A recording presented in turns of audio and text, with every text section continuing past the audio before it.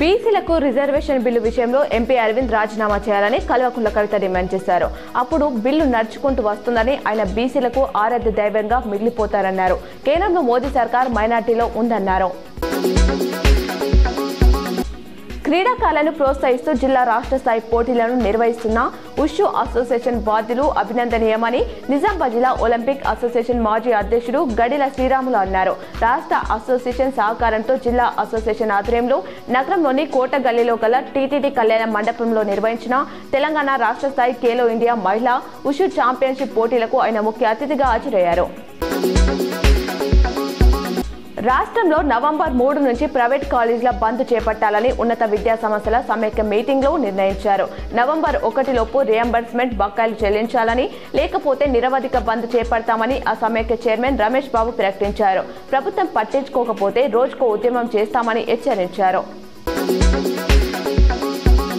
మద్యం షాపుల టెండర్లకు జిల్లా ఎక్సైజ్ అధికారులు నేడు లక్కీడ్రా తీయనున్నారు. కాగా జిల్లాలోని 102 షాపులకు 2786 దరఖాస్తులు వచ్చాయి. దీంతో ప్రభుత్వ ఖజానాకు ఒక్కో టెండర్ ద్వారా ₹3 లక్షల చొప్పున ₹83.58 కోట్ల మేర ఆదాయం సమకూరింది. అయితే నేడు లక్కీ డిప్లో అదృష్టం ఎవరిని వర్తిస్తుందో, ఎందరిని నిరాశపరుస్తుందో తెలవాలంటే కొన్ని గంటలు ఆగాల్సిందే. నేషనల్ ఎలక్ట్రిక్ బస్ ప్రోగ్రాం కింద zero emission public transport system తీసుకురావాలన్న లక్ష్యంతో కేంద్ర ఎలక్ట్రిక్ బస్సుల వినియోగాన్ని క్రమంగా పెంచుతోంది.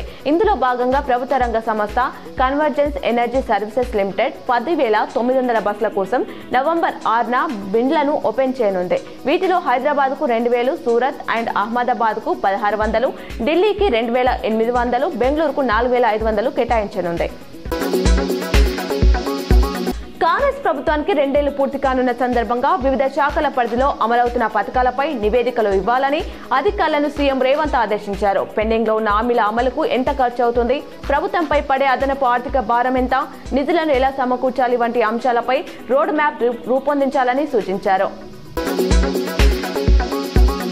నిజామాబాద్లో రౌడీ షీటర్ రియాజ్ దాడిలో గాయపడి మృతి చెందిన కానిస్టేబుల్ ప్రమోద్ కుటుంబ సభ్యులను ఆదివారం తెలంగాణ జాగృతి అధ్యక్షురాలు ఎమ్మెల్సీ కల్వకుంట్ల కవిత పరామర్శించారు. ప్రమోద్ ఆత్మకు శాంతి చేకూరాలని ప్రార్థించి వారి కుటుంబ సభ్యులకు ప్రగాఢ సానుభూతి తెలియజేశారు.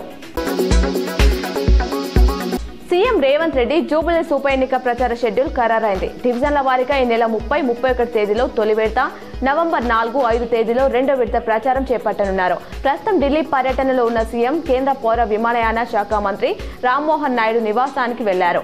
రామ్మోహన్ కుమారుడి బారసాల ఉత్సవంలో పాల్గొని ఆశీర్వదించారు.